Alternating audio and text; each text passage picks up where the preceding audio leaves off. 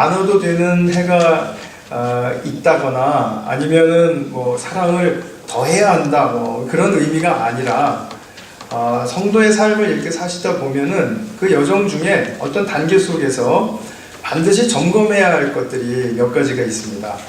근데 그 몇 가지 안 되는 그런 점검해야 할 그 항목 중에 하나가 우리의 삶의 구체적인 정황 속에서 주님의 이 사랑하라는 이 말씀이 어떻게 이루어지고 있고 또 어떻게 우리가 받아들이고 있는가에 대해서 정말 잘 비추어 보고 그리고 그것을 훈련해야 한다라는 그런 의미에서 이 말씀을 내년의 표어로 이제 정하게 된 것입니다. 그래서 올해 교회와 가정과 직장 등 또 매사에 있어서 정말 예수님의 이 말씀이 우리가 걷는 길 위에 등불이 되어 주실 수 있기를 정말 간절히 축원합니다. 이 말씀은 이제 해가 이제 진행되면서 기회가 있을 때마다 더 구체적이고 또 상세하게 또 그런 상황에 맞게 우리 또 말씀을 나눌 기회가 있을 거라고 그렇게 생각이 됩니다. 그래서 우리 교회가 추구해야 할 성구를 이제 말씀을 드렸고요. 내년에는 우리 교회가 지금까지 온 그런 그 행적과 또 우리 교회가 애써온 것들을 이제 잘 살펴보면서 이제 앞으로 더 풍성한 그런 하나님의 그 교회로서 자라가기 위해서 이제 무엇을 우리가 더 애써야 할까, 초점을 맞추어야 할까 하는 그런 생각을 하다가 우리 또 몇몇 집사님들 또 우리 목자님들 당연히 우리 이렇게 같이 말씀을 나누고 하던 중에 정말 내년에는 우리가 좀 더 우리 교회의 리더들을 더 섬기고 또 리더들 간에 또 더 깊은 친교가 일어나고 하는 그런 일이 있어야 되겠다 이런 생각을 했습니다. 그래서 우리 교회 리더들이 정말 수고 많이 하시고 애를 많이 쓰시는데 우리 조금 더 리더십이 이제 우리 이 상황 속에서 강화가 되면 그럼 우리 교회에 참 굳건한 모습으로 더 세워갈 수 있는 그런 좋은 발판이 될 수 있을 것 같습니다. 목자님들, 목동님들, 부서장님들 여기 이제 내일 우리 신년 예배 때 소개를 드릴 텐데요. 우리 그런 집사님들과 또 우리 성도님들도 누구나 다 지금 봉사를 맡은 그 자리에서 정말 더욱더 큰 친교와 그리고 섬김으로 우리가 더 풍성해질 수 있도록 그럼으로써 우리가 서로에게 더 힘이 될 수 있도록 그렇게 됐으면 좋겠다 이런 생각이 듭니다. 두 번째로는 목장 생활을 이제 더 여태까지 잘 해오셨는데요. 이제 더 한 걸음 더 도약할 수 있는 목장 생활이 되었으면 좋겠다 싶습니다.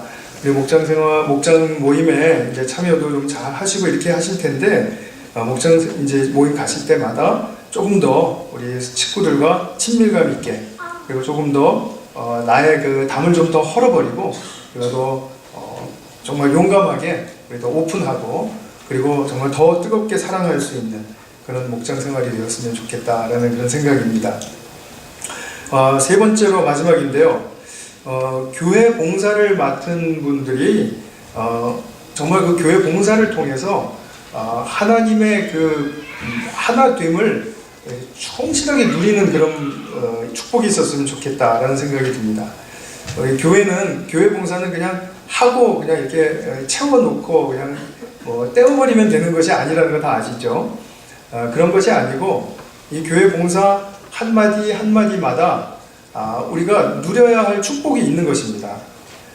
너무나도 다양한 주님의 그 선물들이 우리가 애쓰는 헌신의 그 봉사를 통해서 누려지게 되는 것인데 우리 그런 부분들을 통해서 더욱더 우리 일꾼들이 축복받는 그런 1년이 됐으면 좋겠다 이렇게 생각합니다. 그래서 내년에 이제 세 가지를 좀 주안을 두고 할 것은 교회 리더들 간의 친교와 또 섬김, 리더십 강화 그리고 두 번째는 목장 생활 도모 그리고 세 번째는 교회 봉사를 통해서 정말 하나님의 그 축복을 많이 경험하는 그런 이제 모습이 드러났으면 좋겠다라는 그런 생각이 듭니다. 뭐 그 외에도 여러 가지 우리는 교회 생활을 많이 배워갈 것입니다. 그러나 우리 이 세 가지를 기억하고 애쓰면 내년 이맘때쯤 되었을 때는 우리가 또 조금 더 주님 앞에 성숙하고 또 기뻐하시는, 주님께서 기뻐하시는 모습으로 서 있지 않을까, 그 기대를 하면서 우리 다 같이 협력하고 또 같이 도와주고 섬기도록 하겠습니다. 네, 감사합니다. 우리 내년도가 이제 많이 기대가 되네요. 오늘 하나님이 주시는 말씀 우리 같이 보겠습니다. 에베소서 1장 23절 한 구절입니다.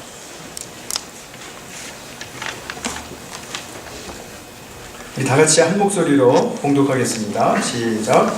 교회는 그의 몸이니 만물 안에서 만물을 충만하게 하시는 이의 충만함이니라. 아멘. 올해 이제 연말이 되면은 11월 말 정도가 되면 이제 옥스퍼드 사전에서 그 편찬회가 있지 않습니까? 그 사전에서 2016년 매해를 대표하는 단어를 선정합니다. 근데 2016년도 이제 올해를 대표하는 단어는 포스트 트루스다 이런 말로 선정이 되었습니다.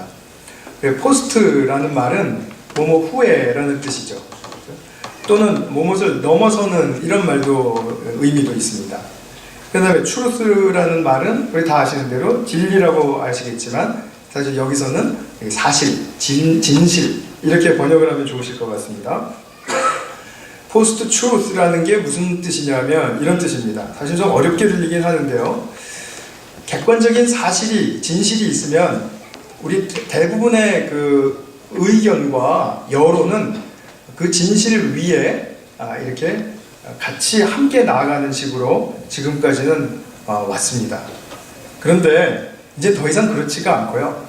객관적인 사실이 있다 하더라도 공중의 그 여론을 형성하는 데 있어서는 이것이 그렇게 큰 영향이 끼치지 않고 오히려 감정의 호소, 또 개인적인 설득력 있는 신념 이런 것들이 더 영향을 끼치는 환경이었다라는 그런 말의 뜻입니다. 조금 좀 헷갈리시죠? 예를 들어서 올해 영국이 유럽연합에서 탈퇴를 했죠. 누구나 다 영국 국민들은 유럽연합에서 탈퇴하는 걸 원하지 않을 거다. 도덕적으로 분명히 그것을 원하지 않을 거다라는 그런 사실이 엄청나게 여론을 형성해 가고 있었습니다. 그런데 뚜껑을 열어보니까 국민투표에서 우리 영국은 너무 손해를 많이 보고 있으니까 유럽연합에서 탈퇴하는 것이 좋겠다. 그래서 Britain exit, 이래서 Brexit이라는 말이 새로 나왔죠. 이런 거죠. 그러니까 분명히 거기에 머무를 것이다 라고 그렇게 사실로 그것을 기정화하고 그러고 봤는데 그렇지 않더라는 거죠. 트럼프 대통령이 당선될 때도 분명히 힐러리 클린턴이 너무 우세하다라는 것이 누구나 다 부인할 수 없는 그런 사실로 여겨졌었습니다. 그러나 뚜껑을 열어보니까 그렇지 않았다라는 거죠.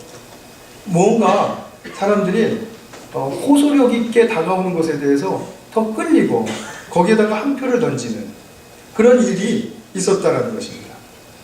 우리나라도 뭐 오늘로서 이제 10차 촛불 대회를 했는데요. 뭐 1000만 명이 넘게 10차를 통해서 참여했다고 하더군요. 근데 대단한 숫자죠. 근데 이 10차 촛불 집회로 말미암아 대통령이 탄핵으로까지 밀려가게 돼요.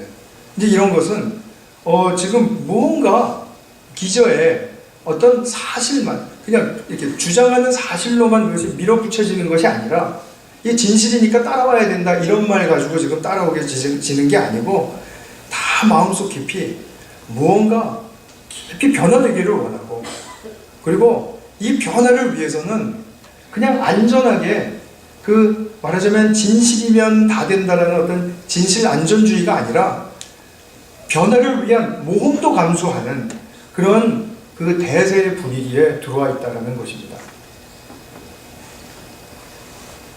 이렇게 듣고 나니까 그러신 것 같나요? 네. 저는 사람에게는 원래 어떤 것이 진실이라 하더라도 그것을 다 신뢰하지 않는 마음이 있다고 믿습니다. 진실인데 왜 못 믿어? 이것은 어떻게 보면 좀 어거지입니다. 왜냐하면 사람마다 다 어떤 자기가 원하는 방향이 있고 소원이 있습니다. 그것을 따라가기 위해서는 이것이 진실이라 하더라도 나는 이것을 택하고 싶지 않아 라는 마음이 누구에게나 있는데, 여태까지는 그것이 대세로 밀려오면서 여론 형성을 하고 그렇게 이제 가도 정당화되고 그리고 별 하자 없이 일이 진행이 됐는데, 이제는 그것이 안 된다는 겁니다. 지금 우리가 이런 분위기 속에서 이렇게 변화되고 있는 이 시대의 흐름 속에서 우리 교회가 어떠한 모습으로 이 시대를 지나가고 있나 한번 생각해 보지 않을 수가 없습니다. 우리 삶은 여전히 진실이다, 사실이다, 누구 힘 있는 사람이 이거는 따라와야 될 문제야 이렇게 말하면 그냥 따라가는 것인지, 또 이렇게 말씀드리고 나니까 전혀 그런 것 같지 않네요. 그죠? 어떤 논리나 어떤 진실에 대해서 그렇게 큰 비중을 두고 있는 것 같지 않은 곳이 바로 교회가 아닐까. 그죠? 가만히 생각해 보십시오. 목자님들이 이렇게 하십시다 그러면 무조건 따라가는 경우는 없죠. 목사는 더군다나 더 말할 것도 없죠. 그래서 저는 제가 집사님들이 결정하시고 성도님들이 결정하셔서 일을 끌고 가는 것이 가장 안전하고 좋은 길이라고 저는 믿습니다. 그렇게 하면 좋고 나쁘고를 떠나서요, 우리가 스스로 책임질 줄 알게 되고, 그리고 거기에 대해서 다 같이 함께 생각하게 되고, 또 더 나은 방안을 함께 모색하게 되고, 이렇게 되기 때문입니다. 그래서 우리는 포스트 트루스 시대에 이미 와 있을지도 모릅니다. 근데 저는 제가 생각하기에는 이것보다는 더 넘어서는 그런 어떤 교회의 진보가 있어야 되지 않나 싶습니다.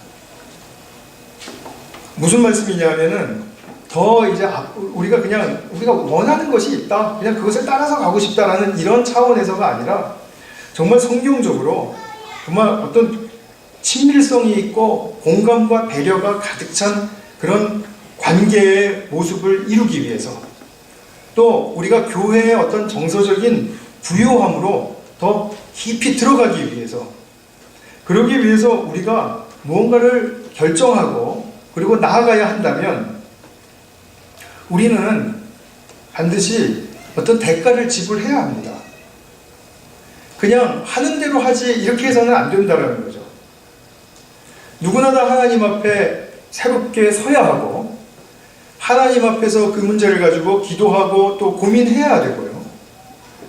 그래서 몇 사람이 결정해서 간 것이 아니라 우리 모두가 같은 문제를 놓고 같이 고민하고 같이 기도하고, 그러다가 우리의 모임과 또는 어떤 회의라든지 또 의견을 교환할 수 있는 자리에 와서는 우리가 그런 부분들을 서로 다양성을 인정하면서 다 털어놓고, 그리고 그 다음에 그 가운데서 가장 우리 자신들이 설득력 있다고 생각되고 이런 시도해보고 싶다, 이거는 모험이 걸리더라도 우리는 이 방향으로 가보고 싶다, 아까도 말씀드린 것처럼 이것이 가장 좋은 방법이다 아니다를 떠나서 하나님이 동행하시는 것을 믿고 우리가 이것을 더 적극적인 모습으로 바꿔가는 것이 훨씬 더 교회의 아름다운 모습이 아닐까 하는 생각이 드는 것입니다.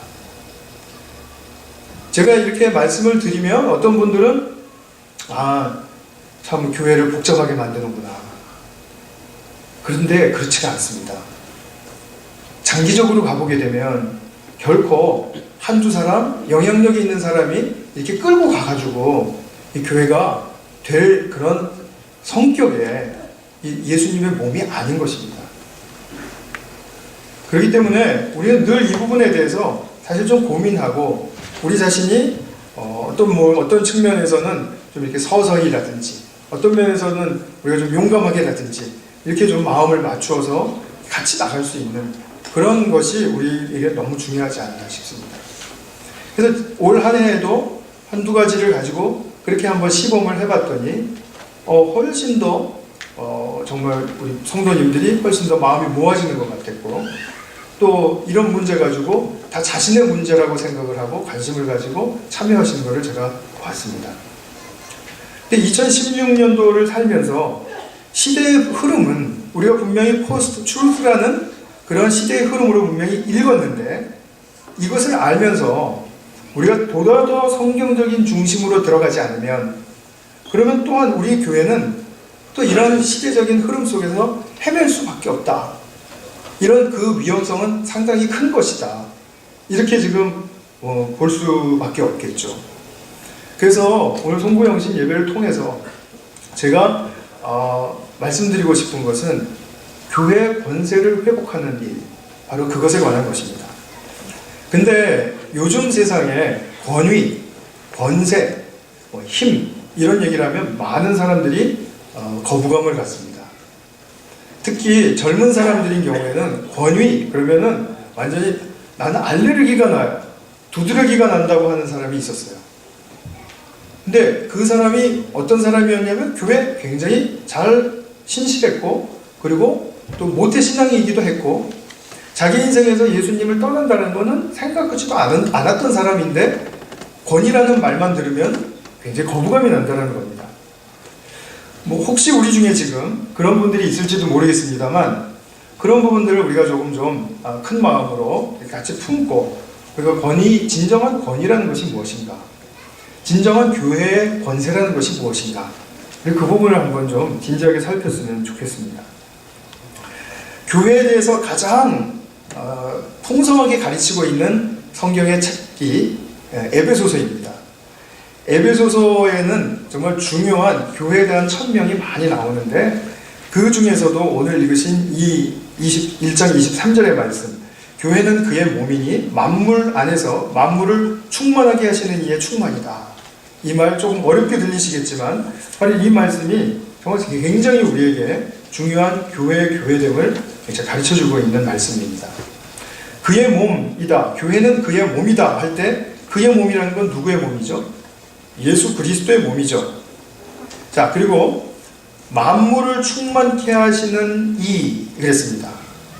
만물을 충만케 하신다라는 말은 하나님의 창조 세계에서 하나님의 각종 좋은 것들로 이렇게 가득 채워주셔서 이 하나님의 피조 세계가 그냥 껍데기만 있는 게 아니라 모든 의미와 가치와 조화와 그리고 그 나름대로의 독특한 특성과 역사들을 가지고 이렇게 어우러지는 것이, 이것이 충만하게 하시는 바로 그분 하나님이시라는 뜻입니다. 그래서 만물 안에서 만물을 충만하게 하시는 이가 하나님으로 존재하시는데, 바로 그분의 충만함이 어디에 들어와 있냐면 교회, 즉 예수 그리스도의 몸에 채워져 있다, 이런 뜻입니다.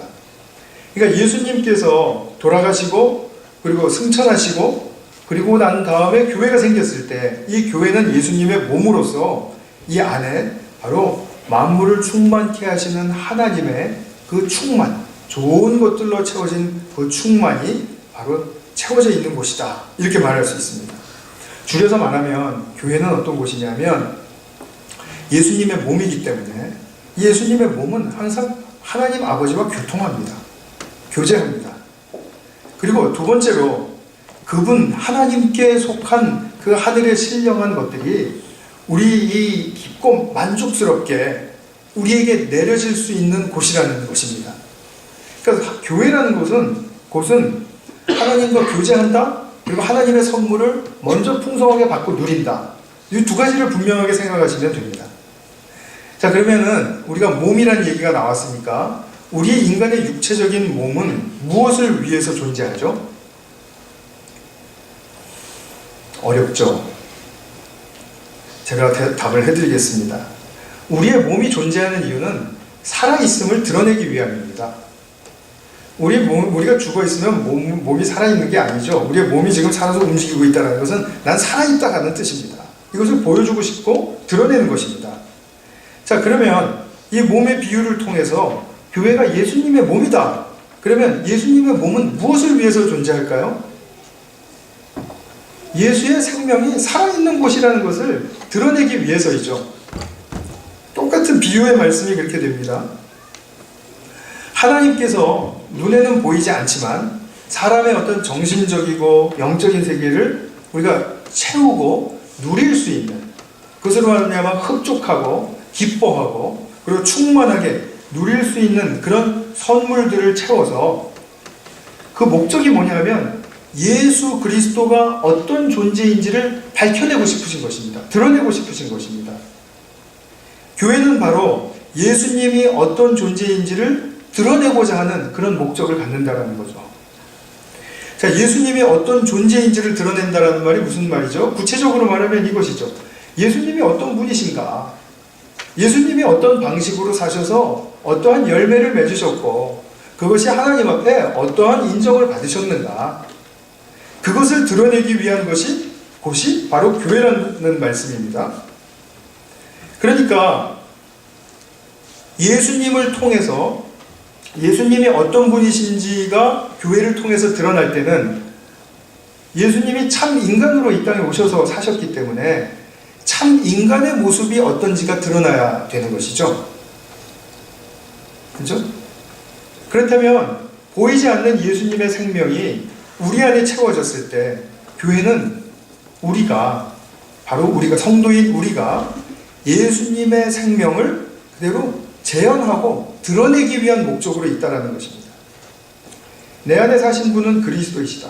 그래서 이제는 내가 사는 것이 아니고 내 안에 계신 그리스도께서 사신 것이다 라는 갈라디아서 2장 20절의 말씀을 기억하시면 바로 이 말씀과 상통한다는 것을 보실 수 있죠.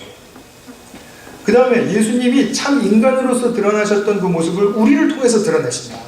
이것과 함께 그러면 하나님과의 관계는, 참 인간과 하나님과의 관계는 어떤 것인가? 어떤 성질을 갖는 것이며 어떤 방식을 추구하는 것이며 그것의 결과는 무엇이며 이런 것들을 잘 드러내는 것.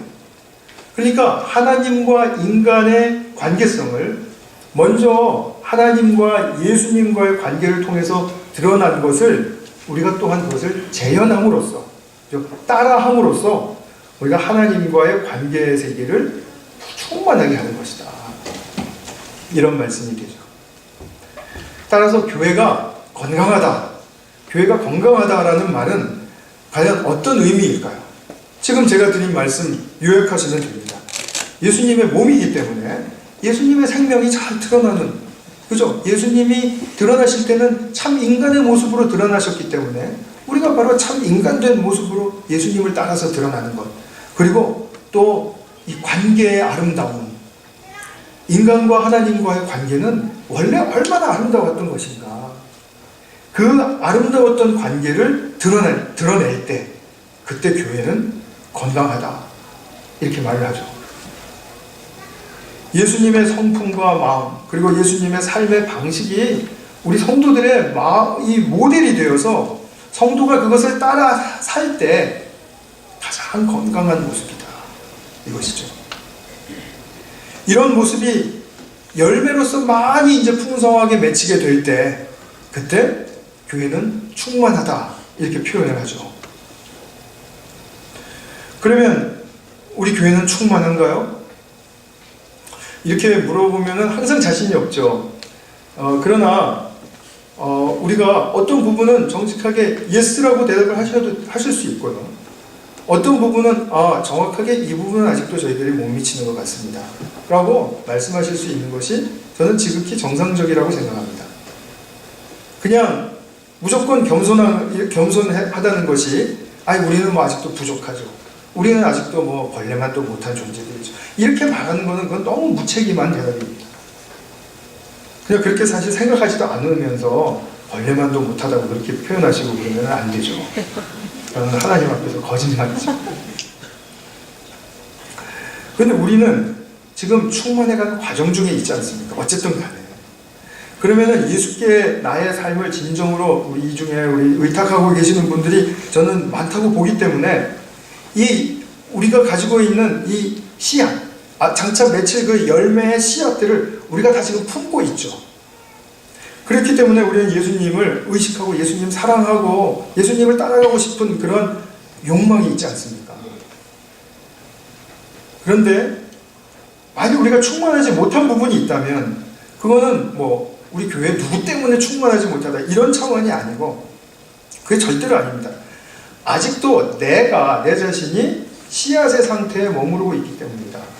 이것을 깊이 발견하실 수 있을 때 우리는 보다 더 정확한 영적인 방향을 붙으실 수가 있을 것입니다.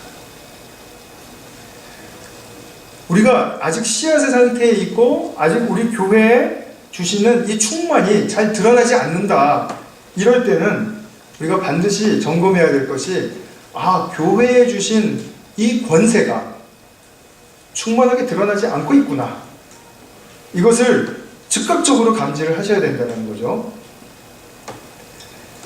근데 그 교회에 주신 권세가 너무나도 이미 크고 소중한 것인데 이것을 경히 여기니까, 그리고 이 권세라는 개념이 성경적인 개념으로서 분명하지가 않으니까, 그러니까 우리는 계속해서 세상에서 쓰고 있는 권세와 권위와 권력과 힘과 이런 단어를 온통 혼동해서 사용하고 있고, 교회에서도 마치 그런 뜻이 권세라는 말을 쓸 때 통하는 것처럼 그렇게 생각하고 계시면은, 그럼 우리가 먼저 성경에서 가르쳐주는 권세라는 의미를 너무나도 지금 무지하게 놓쳐버리고 있다는 것입니다.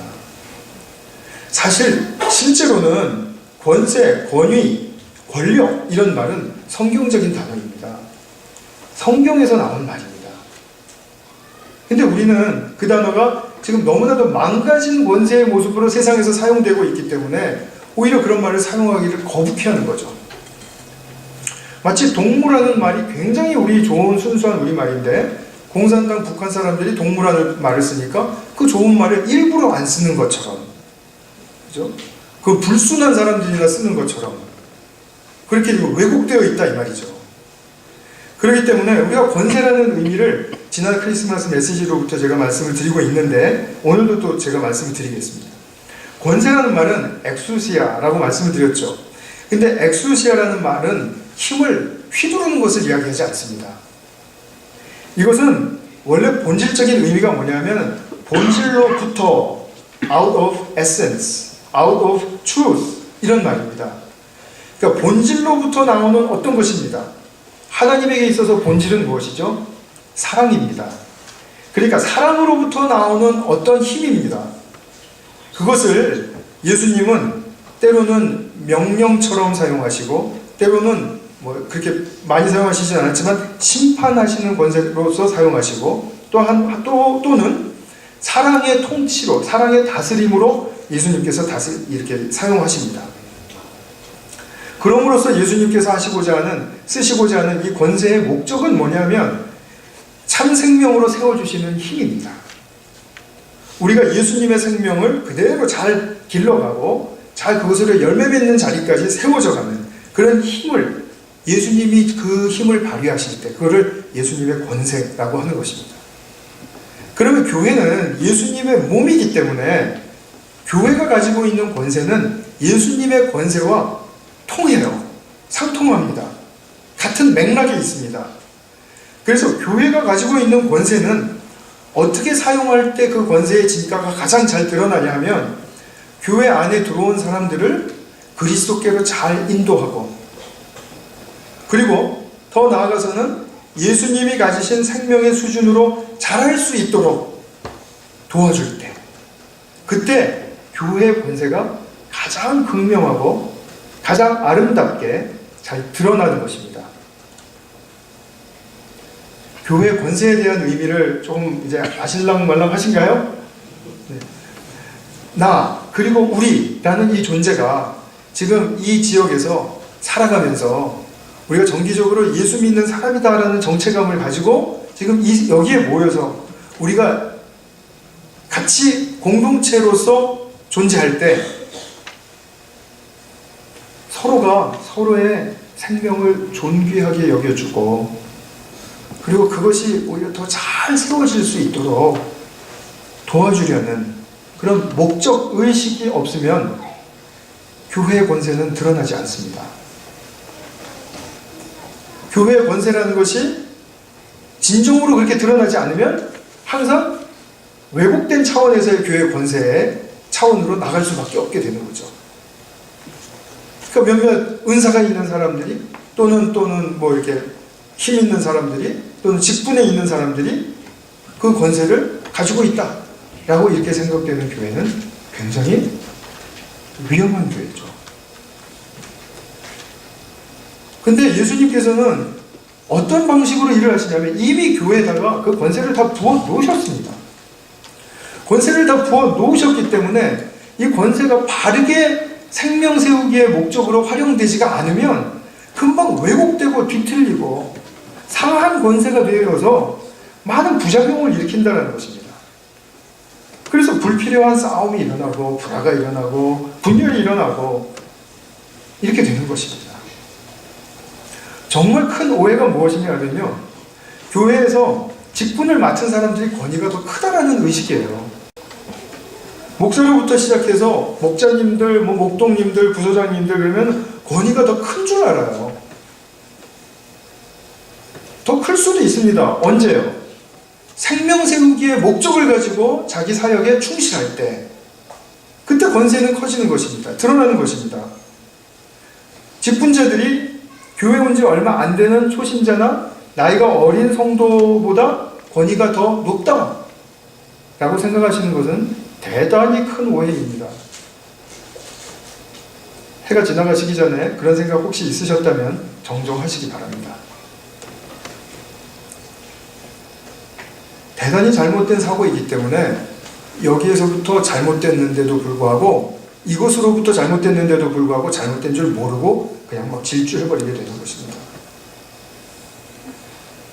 권위라는 것은, 교회에서 권위라는 것은 직분이나 나이나 신앙 횟수에 의해서 결정되는 것이 아닙니다. 교회에 부으신 권세는 각자를 통해서 동일하게 드러나지 않습니다. 언제나 교회의 권세는 참 사랑을 많이 베풀고 참 사랑을 많이 받는 사람에게서 그 권세가 드러납니다.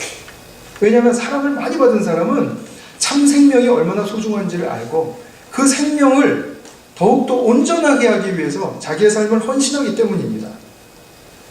그렇기 때문에 교회의 권세는 사랑을 통해서만 드러난다라고 굳게 믿으셔야 합니다. 사랑하는 사람은 자기가 사랑하는 대상이 있을 때 언제나 그 대상에 대해서 충실하고 충성하죠. 그리고 뭔가 좀 쉽게 바뀌지 않고 오래 걸린다 하더라도 인내하죠. 참습니다. 그렇기 때문에 줄이면 권세는 교회 안에 이미 부어졌는데 충성하고 인내하는 사랑의 일을 감당하는 사람을 통해서 진정으로 드러나는 것이다. 이것입니다. 근데 이런 사람은 시간이 지날수록 우리가 다 압니다. 충성하고 인내하고 하는 사람은 2년, 3년, 5년, 10년 이렇게 지나보면 다 알아요. 그렇지 않습니까? 그걸 몰라보는 사람이 어디 있습니까? 우리 교회는 그래도 저런 분이 있어서 정말 자랑이야. 저런 분이 있어서 정말 우리는 기뻐. 이렇게 되죠. 바로 그런 것이 바로 그 사람이 교회에 부어진 권세를 잘 활용하고 있고 잘 드러내고 있는 것입니다. 그러면 그 개인이 드러낸 권세가, 교회의 권세가 있을 때 그 권세는 개인 것이냐? 그렇지 않습니다. 그 개인이 드러낸 권세는, 교회의 권세는 모든 교우들에게 기쁨과 감사와 영적인 축복의 선물들로 다시 다 돌아오게 됩니다. 이것이 교회의 생리입니다. 극단적인 예로 말씀드리면 사역자가 박사학위가 몇 개가 있고 뛰어난 은사가 있고 카리스마가 있고요. 그 다음에 경력이 아주 많은 그런 사역자라고 할 때 또는 직분자라고 할 때 교회에서 사역은 하지만 충성하지 않고 사랑의 일에 충성하지 않고 또 인내하지 못하는 삶을 산다라고 해보세요. 그러면 그 사역자나 직분자를 여러분들이 권세 있는 진정한 권위를 가진 그런 하나님의 일꾼으로 인정해 주실 수 있겠습니까? 그게 설득이 안 되죠. 그죠? 그런 목회자가 만약에 나는 교회 법에 의해서 권위를 행사할 수 있다. 다른 교회들도 다 그렇게 한다. 이런 식으로 뭐 어떤 사실적인 요소들을 가지고 끌어들어와서 이렇게 지금 밀어붙인다고 할 때 거기에 요새 밀릴 시대가 아니라는 것을 제가 앞서서 말씀드린 것입니다. 우리가 진정한 참 생명 세우기에 헌신하고 거기에 몰두하는 사람은 진정한 권세가 드러나지만 그것을 자기의 것으로 삼지 않고 그리고 모두에게 선물로 돌아오는 그러한 것을 더 기뻐하고 그리고 교회의 권세를 더 사랑하게 됩니다. 그래서 교회 권세는 미약해 보이지라도 낮은 자리에서 주님께서 제자들의 발을 씻겨주시듯이 그렇게 주님께서 이처럼 사랑하시는 그 사랑하는 일에 충성하고 인내하는 그러한 소명의 길을 통해서 나타난다. 지금 제가 이 말씀을 드린 것이죠. 그럼 우리 교회가 권세로 살아야 됩니다. 그죠? 교회가 권세로 살지 않으면 교회는 힘이 없습니다.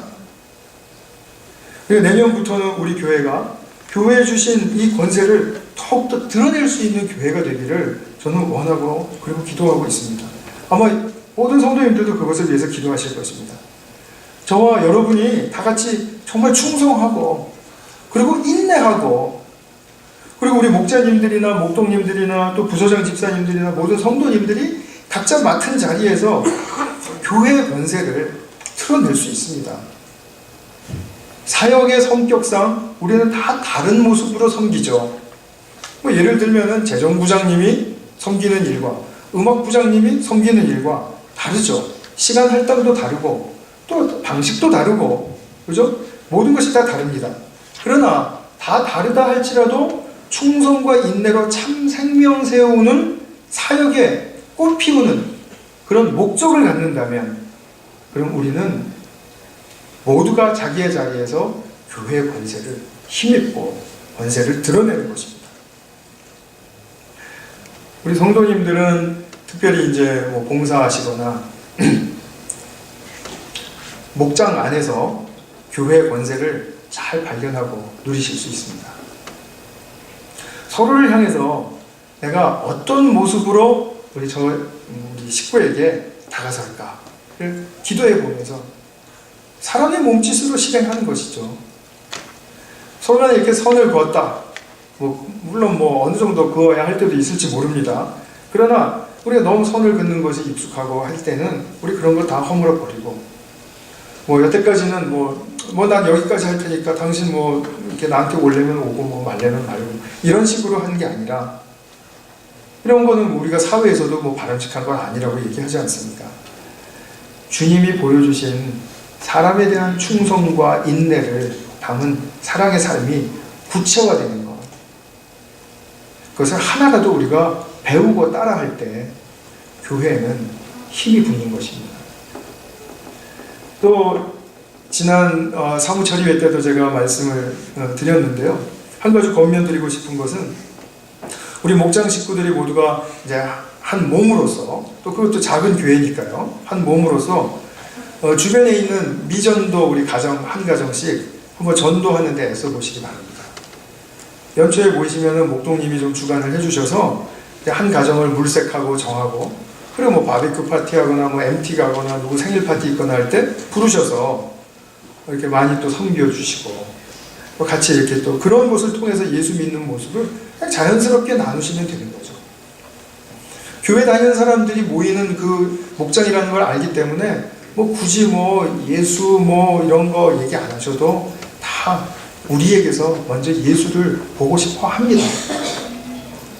그렇기 때문에 우리가 예수의 생명의 은혜에 힘입어서 그 일을 나누어서 잘 감당하실 수 있다면 정말 보람 있는 그 목장 교회의 권세를 누리실 수 있지 않을까 저는 그렇게 믿습니다. 진실로 이거를 전도라고 하지 않습니까? 진실로 전도하는 성도에게는 누구도 거역하지 못할 권세가 따라오게 되어 있습니다. 그 말씀을 맺겠습니다. 교회의 권세는 생명을 소중히 여기고 살리는 그리고 살리고 세워주는 땀과 그리고 우리의 사랑의 노고 속에서 아름답게 피어나는 것입니다. 그리고 그것은 교회 전체의 기쁨과 풍성함을 가져다 줍니다. 이것을 가능하게 하시는 예수님의 사역을 꼭 기억하시기 바랍니다. 예수님의 삶이 그러하셨습니다. 예수님이 십자가에서 죽으신 것은 하나님 나라의 권세의 소멸이 아닙니다. 오히려 역설적으로 예수님의 권세가 가장 잘 드러난 곳은 십자가입니다. 왜 그렇죠? 사랑에 정말 지극히 끝까지 가버린 그런 헌신의 모습으로서, 자기를 드리는 사랑의 모습으로서 십자가에서 죽으셨기 때문에 그 죽으시는 일은 오히려 권세를 드러내는 길이지 그것이 권세의 소멸이 아니라는 것을 분명하게 기억하시기 바랍니다.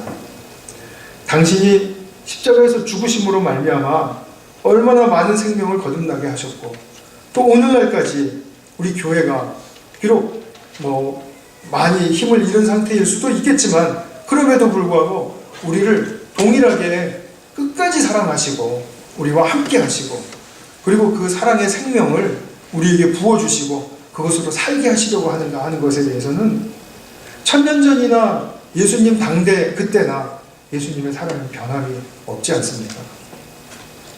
그렇기 때문에 우리가 교회의 권세를 바르게 소중하게 발견하고 누리게 살겠다고 결단하는 것은 바로 우리도 또한 예수님의 십자가에서 함께 죽을 때입니다. 그래서 그러한 결단을 하실 때 오늘 우리가 성찬을 이제 나눌 텐데요. 예수님에 대한 그 죽으심 살과 피, 예수님의 살과 피가 정말 진정한 하나님 나라의 권세가 이 교회를 통해서 드러나게 되는 길이구나 하는 그것을 깊이 한번 묵상하시면서 우리 성찬에 참여해 주시기를 바랍니다.